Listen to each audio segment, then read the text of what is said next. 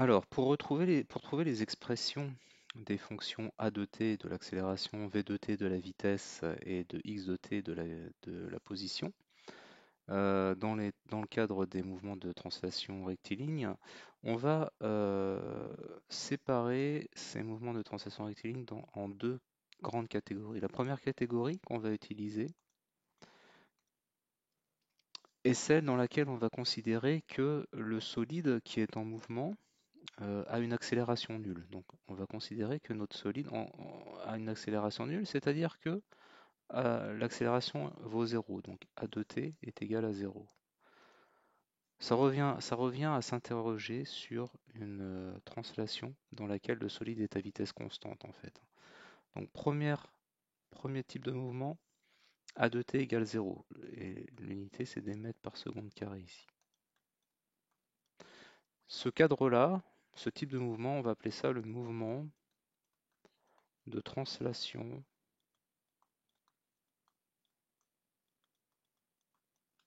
rectiligne, mouvement de translation rectiligne uniforme.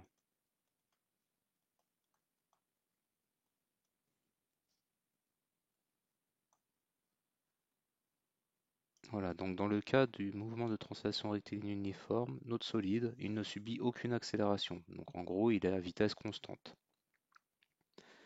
Alors, on sait que la relation, maintenant ce que je voudrais trouver, c'est l'expression de v de t.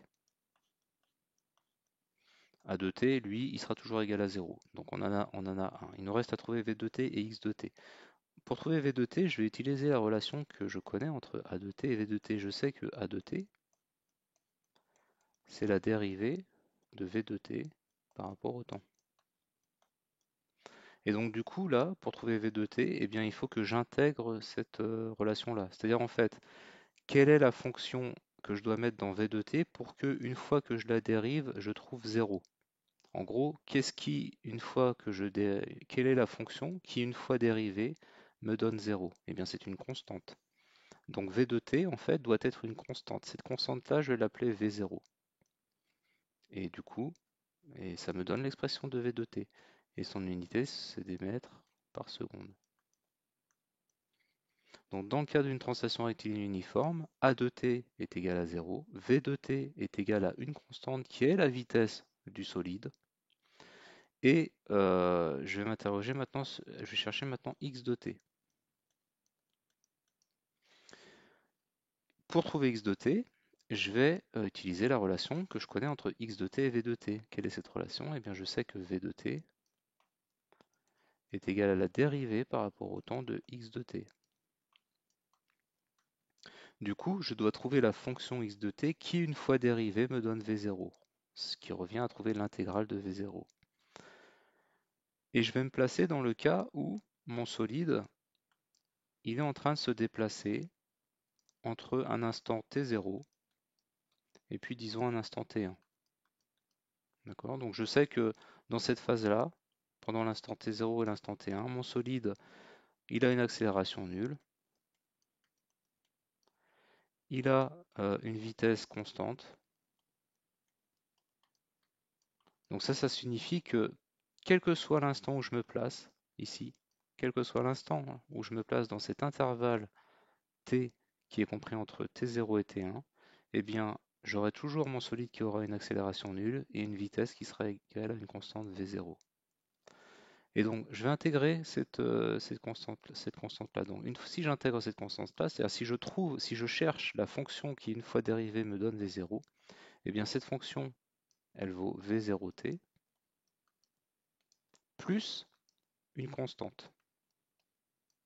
En effet, si vous dérivez cette fonction par rapport au temps, la constante s'annule et là vous trouvez v0. Donc je retrouve bien v de t si je dérive ça. Maintenant, je vais essayer de trouver la valeur de l'inconstante.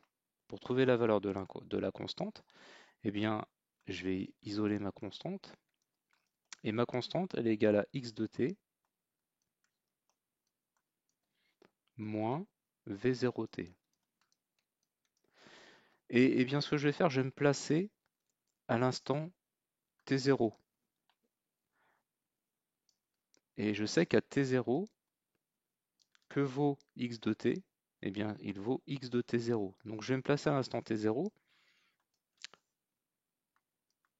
Donc à t, à l'instant t égale t0. L'équation que j'ai écrite juste là, je peux la réécrire et je peux dire que ma constante que je suis en train de chercher, eh bien c'est x de t égale t0, donc x de t0, moins v0 fois t0. Hein, j'ai juste remplacé t par t0, c'est-à-dire je me suis placé à l'instant t0. Et que vaut x de t0? Eh bien la position initiale, c'est-à-dire que mon solide, en fait, là, si je trace sa position, si je trace la position x de t du solide par rapport au temps, eh bien à l'instant t0, il a une certaine position initiale, x0. Et puis sa position va augmenter au fur et à mesure du temps. Et du coup, ici, mon solide, il va avoir une position x1 à l'instant t1. Et donc, x de t0, c'est la position qu'a mon solide à l'instant t0. Donc cette valeur-là, elle vaut x0. Et du coup, j'ai l'expression de ma constante. Donc je vais reprendre cette équation-là, et je vais rechercher l'expression générale de x de t. Eh bien, x de t, c'est v0 fois t, ça, plus la constante. Donc plus tout ça, x0, x de t0, c'est-à-dire x0, moins v0t. Et je vais mettre v0t en facteur, v0t0, pardon. Et je vais mettre, v0 en facteur. Donc x de t, c'est égal à v0, facteur de t moins t0, plus x0. Du coup, en fait, les trois équations qui vont me permettre de décrire mathématiquement un mouvement de translation uniforme, c'est a de t égale 0, v de t égale v0, où v0 est la vitesse à l'instant 0 de mon solide, et x de t